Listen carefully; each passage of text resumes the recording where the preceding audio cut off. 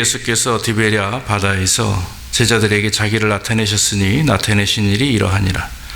시몬 베드로와 디두모라 하는 도마와 갈릴리의 가나 사람 나다나엘과 세베대 아들들과 또 다른 제자 둘이 함께 있더니 시몬 베드로가 나는 물고기 잡으러 가노라 하매 저희가 우리도 함께 가겠다 하고 나가서 배에 올랐으나 이 밤에 아무것도 잡지 못하였더니 날이 새어갈 때 예수께서 바닷가에 서셨으나 제자들이 예수신 줄 알지 못하는지라.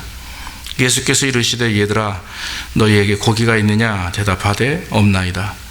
가라사대 그물을 배 오른편에 던지라 그리하면 얻으리라 하신대 이에 던졌더니 고기가 많아 그물을 둘 수 없더라. 예수의 사랑하시는 그 제자가 베드로에게 이르되 주시라 하니 시몬 베드로가 벗고 있다가 주라 하는 말을 듣고 겉옷을 두른 후에 바다로 뛰어내리더라. 다른 제자들은 육지에서 상거가 불과 한 50간쯤 되므로 작은 배를 타고 고기 든 그물을 끌고 와서 육지에 올라오니 숯불이 있는데 그 위에 생선이 놓였고 떡도 있더라. 예수께서 가라사대 지금 잡은 생선을 좀 가져오라 하신대 시몬 베드로가 올라가서 그물을 육지에 끌어올리니 가득히 찬 큰 고기가 153마리라. 이같이 많으나 그물이 찢어지지 아니하였더라.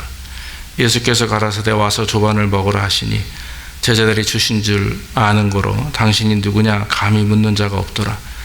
예수께서 가셔서 떡을 가져다가 저희에게 주시고 생선도 그와 같이 하시니라. 이것이 예수께서 죽은 자 가운데서 살아나신 후에 세 번째로 제자들에게 나타나신 것이라. 아멘.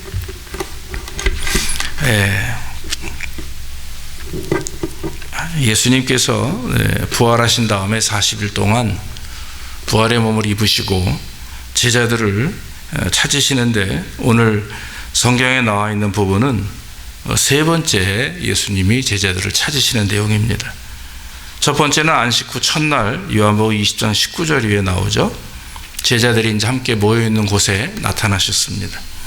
너희에게 평강이 있을지어다 이렇게 인사를 하시며 그들에게 나타나실 때 모든 제자들이 깜짝 놀랐죠. 제자들은 매우 기뻐했고 또 주님의 그 부활을 보면서 큰 은혜를 경험했습니다.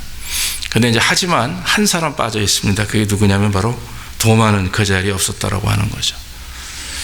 8일 후에 예수님이 이제 두 번째 제자들에게 나타나시는데 다행히도 도마는 그 자리에 있었습니다. 먼저 제자들이 또 사람들이 예수가 부활했다는 말을 듣고 내가 그 예수님의 손과 또 창에 찔린 옆구리를 만져보지 않고서는 내가 그거 믿지 않겠다 말했던 도마. 그러나 예수님께서 두 번째 나타나셔서 도마에게 보이시며 손과 옆구리를 만져보라 하시면서 믿음이 없는 자가 되지 말고 믿는 자가 되라.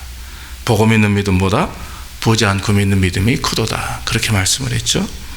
그런 다음에 이제 오늘 제자들이 예루살렘을 떠나서 이제 갈릴리로 내려옵니다. 내려와서 한 일은 뭐냐면 바로 자기들의 그 옛 일로 이렇게 돌아간 거죠. 부활하신 예수님을 만났지만 막상 그들은 당장 무엇을 해야 될지 몰랐습니다. 나중에 이제 예수님이 부활 승천하신 이후에 그들이 성령을 기대하며 마가의 다락방에서 모여서 간절히 간구합니다만은 지금 상황은 지금 갈피를 못 잡고 사실 자기 옛날 과업으로 옛날의 본업으로 돌아가서 특히 오늘 나와 있는 7사람들은 베드로를 포함한 7사람은 갈릴리 호숫가에 가서 다시 고기를 잡고 있었다라고 하는 것입니다. 이 7명은 그날도 밤새도록 그물을 던집니다. 하지만 한 마리도 잡지 못하고 그리고 나서는 실패한 마음을 가지고 무추로 이제 나오는 중에 예수님께서 그들을 찾아오신 거죠. 찾아오시면서 먼저 여기 성경 말씀 보니까 떡과 고기를 준비하셔서 새벽이니까 말이죠. 밤새도록 고기를 잡고 아무것도 잡지 못하고 이제 실망감에 무트로 나올 때 이미 예수님은 미리 가셔서 이른 새벽에 떡과 고기를 구워서 제자들을 먹이시려는 마음을 가지고 가셨습니다. 그들이 나올 때 예수님께서 뭐라고 질문합니까? 얘들아, 고기가 있느냐? 이렇게 물어봅니다. 그때 이 사람들이 예, 못 잡았습니다. 아무것도 없습니다. 그렇게 대답을 하죠. 그때 예수님 하신 말씀이 그물을 배의 오른편에 던지라. 그러면 너희가 얻을 것이다. 그렇게 말씀합니다. 근데 성경에 보면은요, 제자들이 군말 없이 그대로 순종합니다. 특별히 아마 이 상황에 베드로는 3년 전을 기억했을 겁니다. 처음 예수님이 베드로에게 가까이 오셔서 그날도 변함없이 베드로는 갈릴리 호수에서 아무것도 잡지 못하고 그물을 기우며 이렇게 무태 앉아서 있을 때 예수님이 다가오셨죠. 그리고 나서는 하시는 말씀이 깊은 데로 가서 그물을 내리라 그럽니다. 지금 분명히 밤새도록 수고해서 잡은 것이 없어서 지금 빈 그물을 정리하고 있고 빈 배를 정리하고 있는데 갑자기 예수님이 오셔가지고 깊은 데로 가서 그물을 내리라. 아시다시피 상식적으로 갈릴리 호수는 깊은 데에서 고기가 잡히지 않습니다. 그럼에도 불구하고 베드로가 그 당시 뭐라고 말을 하냐면은 내가 밤이 맞도록 수고하였으나 잡은 것이 없지만은 당신의 말씀에 의지해서 내가 순종하겠습니다. 그리고 나서는 다시 일어나서 그물을 들고 배를 타고 깊은 곳으로 들어가서 그물을 내리니 엄청난 고기를 잡은 거죠. 혼자 끌고 오지 못하고 동생들과 다른 사람들의 배를 빌려서 같이 그 그물을 끌고 나왔던 그 기억이 있습니다. 아마도 오늘 성경에서도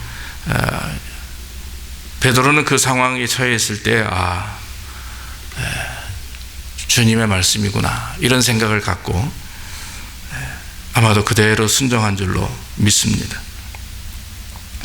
그렇게 순종해서 배 오른쪽에 그물을 내렸더니 잡은 고기가 몇 마리냐 봤더니 153마리라고 하죠. 베드로는 예수님께서 생선을 좀 가져오라는 말씀에 순종했고 예수님은 생선을 구워서 떡과 생선을 나누며 베드로와 그 당시 7명의 제자들에게 아침을 이렇게 대접을 하십니다. 오늘 특별히 153마리라고 하는 말씀에 대해서 우리가 좀 한번 이렇게 이제 돌아봐야 될 것은 과연 무엇을 의미하느냐 하는 것입니다. 알렉산드리아 이 킬리로스라고 하는 사람이 쓴 글에 보면 이 153마리에 대해 이렇게 설명을 합니다. 100이라고 하는 것은 이방인의 그런 어떤 가득 찬 숫자, 이방인들이 모여드는 그런 충만한 숫자를 말하고 50이라고 하는 것은 그것은 모일 수 있는 이스라엘의 나머지 사람들을 말하며 3이라고 하는 것은 삼위일체 되신 하나님을 의미하는 것이다. 다시 말해서 이 베드로와 제자들에게 153이라고 하는 것을 보여주신 것은 그것은 앞으로 베드로와 이 제자들을 기초로 해서 온 세계 하나님의 교회가 이방인들 뿐만 아니라 이스라엘 백성들 모든 사람들이 모이는 주의 몸된 교회를 이룰 것이다. 그래서 하나님께 영광을 돌릴 것이다 라고 하는 교회에 대한 그런 예언입니다. 또 한 가지 어거스틴이 설명하는 것을 보면 10은 율법의 숫자이고 7은 은혜의 숫자인데 7 더하기 10은 17이죠. 그런데 우리가 아시다시피 1부터 17까지 다 더해보면 153이 나온다라고 하는 것입니다. 그래서 우리 성도들이 율법과 은혜로 말미암아 예수님께 나오는 모든 성도들을 상징한다 이렇게 얘기하고 있습니다. 그 외에도 제롬이라고 하는 사람도 있고 여러 사람이 말을 했지만 그래도 가장 신빙성이 있는 그런 말씀은 이 두 가지가 아닌가 생각이 됩니다. 우리가 여러분 한국의 모나미 볼펜 송삼석 회장이라는 사람도 우리가 알죠. 모나미 볼펜을 보시면 그 처음에 나온 거 보면 모나미 153이라고 써 있죠. 사업에 실패한 후에 아주 전전긍긍할 때 그 부모님이 이렇게 독실한 신앙인이었답니다. 그래서 마지막으로 기도원에 올라가서 하나님 앞에 단판을 짓고 기도해보자 이런 마음으로 올라가서 기도하는 중에 그에게 회개의 영이 찾아왔죠.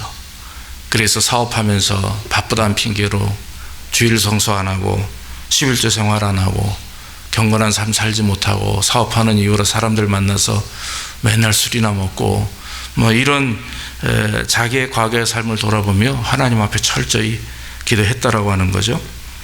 그리고 나서 이제 성경을 피면서 성경을 읽는 중에 요한복음 11장에 나와 있는 이 낙심하고 좌절했던 베드로와 제자들에게 나오셔서 참 이렇게 말씀하셨고, 그 제자들이 순종할 때 153이라고 하는 많은 물고기를 잡았다라고 하는 그런 말씀을 듣고 은혜를 받고, 그가 마음에 결심하면서 주님 나에게도 이와 같은 은혜를 주옵소서, 그런 의미에서 모나미 153이란 걸 썼답니다. 오늘 우리 본문에서 말씀하시는 것처럼 예수님은 밤이 맞도록 수고했던 제자들에게 고기가 있느냐라고 질문을 합니다. 그들이 한 마리로 잡지 못하고 빈배로 돌아왔을 때 얼마나 마음속에 낙심했는지 몰라요. 여러분, 베드로와 제자들은 그 당시 3년 동안 열심히 예수님을 쫓았습니다. 그러다가 예수님께서 잡히시던 날 베드로는 예수님을 3번이나 부인했고, 그리고 많은 제자들은 그 자리에 있지도 못했어요. 그 빌라도의 앞마당까지 간 건 그래도 사도 요한하고 베드로입니다. 하지만 나머지 제자들은 이미 다 도망가 버렸어요. 무섭고 두려워서. 그러한 어떤 그 낙심과 좌절을 경험하고 있을 때 그 예수님께서 그들에게 와셔서 하신 말씀이 고기가 있느냐 이겁니다. 잡은 고기가 있느냐. 다시 말하면 그들은 지금 빈배로 돌아오고 있다라고 하는 것입니다. 3년이란 긴 세월 동안 예수님을 그렇게 찾았고, 또 예수님의 많은 기적도 보았고, 심지어는 예수님의 부활을 체험했음에도 불구하고 막상 그들이 산터에서 얻은 것은 한 마리도 잡지 못하는 빈배의 모습이었다라고 하는 것입니다. 주님과 함께 할 때는 한 번도 경험하지 못했던 그런 실패와 낙심입니다. 두려움입니다. 그러나 주님이 떠난 이후에, 주님이 그들을 곁을 떠난 이후에 그들은 빈배의 모습이었고 낙심과 좌절의 모습을 그대로 가지고 있었다라고 하는 것입니다. 여러분, 베드로는 어떤 사람입니까? 과거에 예수님과 동고동락했던 사람입니다. 그는 예수님을 누구보다도 사랑했습니다. 많은 사람들이 당신을 버려도 나는 끝까지 당신을 버리지 않겠습니다. 주님을 버리지 않겠습니다. 그랬어요. 근데 예수님이 네가 닭울기 전에 새벽에 나를 부인하리라 말씀을 했죠. 또 겟세마네 동산에서 꾸벅꾸벅 졸다가 예수님께서 3번이나 와서 깨우셨지만 베드로는 졸고 있다가 마지막 위험의 순간에 결국 그는 칼을 빼어서 칼을 휘둘릅니다. 그래서 대제사장의 노예인 종인 말고라고 하는 사람의 귀를 잘라버리죠. 예수님께서 말씀하시죠. 칼로 일어선 자는 칼로 망할 것이다. 그러면서 베드로의 행동에 대해서 질책하십니다. 한마디로 자기를 의지하면서 큰 소리 빵빵 쳤던 베드로인데 결국에 어떻습니까? 지금의 모습은 빈배의 모습이에요. 사마리아 수가성에 만난 여인, 우리가 알 것입니다. 남자가 5이나 됩니다. 남들이 다 자는 시간에 우물가에 와서 물을 깃다가 예수님을 만납니다. 그 여인도 빈배, 빈 그물의 인생을 살고 있었다는 거죠. 자신의 신체적인 장애와 비웃음과 비난을 세리라고 하는 직업을 통해서 많은 돈을 벌어서 커버하기를 원했어요. 극복하기를 원했지만 그렇게 되지 못하고 끝까지 사람들에게 비난을 받던 키 작은 삭개오, 그 사람의 인생도 주님을 만나기 전에는 빈배의 인생입니다. 또한 다른 사람들의 눈을 피해서 예수님을 찾아와서 어떻게 해야 영생을 얻을 수 있느냐라고 질문했던 그런 사내들인 공회원의 니고데모, 이 사람도 돈 많고 젊은 나이에 부귀영화를 누리지만 막상 예수님을 만나기 직전에 그 마음은 공허함과 빈배로 가득 찼던 사람입니다. 모든 사람들이 부러워했고 존경했었던 통일왕국 시대의 3대 왕인 솔로몬, 온갖 부귀영화를 다 누리고 살았습니다. 그러나 여러분, 마지막 그가 고백한 것이 무엇입니까? 전도서 말씀에 보면 헛되고 헛되며 헛되고 헛되니 모든 것이 헛되도다. 다시 말하면 하나님 외에 다른 모든 것들은 헛된 빈배와 같다 이렇게 말씀을 하신 거죠. 그러면서 전도서 12장 2절에 보면 이 솔로몬이 마지막 고백하는 것은 일의 결국을 다 들었으니 하나님을 경외하고 그 명령을 지킬지어다. 이것이 사람의 본분이니라 그랬어요. 사랑하는 여러분, 우리는 지금 어떤 모습입니까? 여러분들은 지금 어떤 모습입니까? 빈 그물이요 빈 배입니까? 아니면 여러분들의 인생의 배에 가득 충만한 모습입니까? 혹시 우리가 열심히 일하고 애쓰고 있지만 마음속에 공허함이 있고 비어있음이 있고 그리고 허전함이 있다면 우리 자신을 돌아봐야 될 줄로 믿습니다. 예수님께서 베드로에게 물으시듯이 우리에게 예수님이 나타나셔서 하시는 말씀이 너희에게 고기가 있느냐? 내 삶에 무엇으로 충만해 있느냐?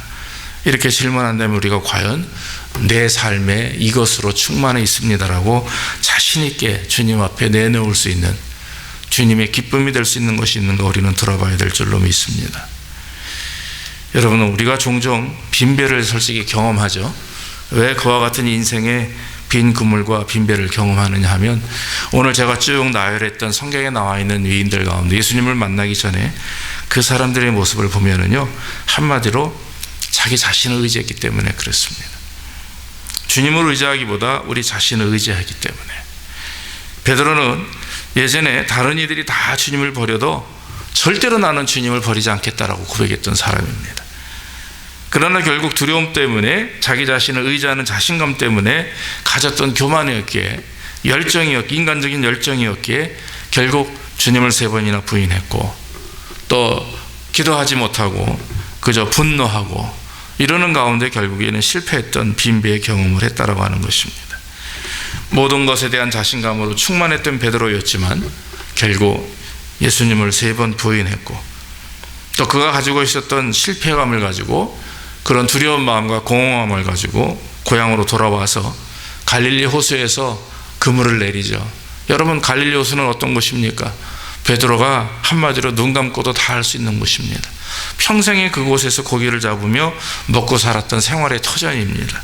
그럼에도 불구하고 그는 거기서도 또한 실망감, 빈 그물과 빈 배를 경험하게 되는 것입니다. 다시금 옛날 처음에 예수님을 만났을 때 비어있는 모습, 공허한 모습을 그대로 가졌다라고 하는 것입니다. 사랑하는 성도 여러분, 우리가 하나님보다 더 의지하는 것이 있다면 우리는 빈배입니다. 그것은 분명히 빈배입니다. 우리의 배가 우리의 인생에 가득 채워지기 원해서는 우리는 하나님을 의지해야 될 줄로 믿습니다. 내려놓음이라고 하는 것, 그것은 귀한 것입니다. 예수님 외에 다른 것들이 있다면 우리는 다 내려놓아야 되는 거죠. 주님을 의지하는 순간 빈배는 가득 차게 되어집니다. 그물을 배 오른편에 던지라, 그리하면 얻으리라. 주님께서 말씀하셨어요. 베드로와 제자들이 그대로 순종했더니 그물이 찢어지도록 고기가 많이 잡혔습니다. 세어보니까 153마리라고 했어요. 최초에 처음에 예수님을 만났던 그 베드로, 예수님의 말씀대로 깊은 데서 가서 그물을 던지라 했더니 그대로 또 많은 고기가 잡혔습니다. 그때 베드로가 고백한 것은 말씀에 의지하여 그물을 내리리이다. 그 한마디에, 말씀에, 그 말에 이 예수님은 얼마나 기뻐했는지 모릅니다. 무식하고 다혈질적이고 아는 것이 없는 자였으나 그 베드로 전적으로 말씀에 의지하여, 비록 자기가 밤새도록 실패했지만 그러나 그 말씀에 의지하여 순종했더니 결국에는 엄청난 결과를 갖고 왔다라고 하는 것. 시편 37편 5절로 6절에 내 길을 여호와께 맡기라. 그를 의지하면 그가 이루시고 내 의를 빛같이 나타내시며 내 공의를 정오의 빛같이 하시리라 말씀했습니다. 사랑하는 여러분, 주님을 의지해야 됩니다. 내려놓음으로 주님을 의지해야 됩니다.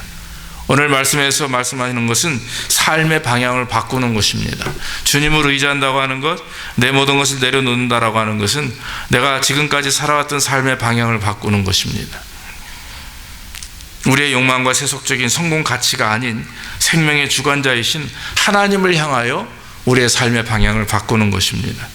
내 생각이나 내 경험이나 내가 느끼는 모든 것들, 내가 알고 있는 모든 사실들, 그거보다도 하나님의 말씀에 귀를 기울이고 하나님이 나에게 원하시는 것이 무엇이며 지금 나의 상태가 어떤 것인가 돌이켜보면서 날마다 내 삶 속에 하나님의 말씀이 충만할 수 있도록, 또 하나님의 의지와 하나님의 뜻이 내 안에 충만해야 할 수 있도록 우리는 내려놓음으로 주님을 향하여 우리 인생의 방향을 바꿀 때에 우리는 빈배에서 탈피할 수가 있는 것입니다.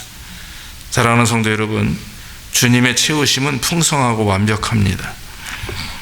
우리의 빈 것을 채울 수 있는 것은 오직 예수님밖에 없는 줄로 믿습니다. 물질이, 건강이, 자녀의 잘됨이 우리 인생을 채울 수 없습니다. 그것은 단지 순간순간 기쁨을 주는 제한적인 거죠. 그러나 영원토록 우리 마음을 채울 수 있는 것은 오직 예수 그리스도인 줄로 믿습니다.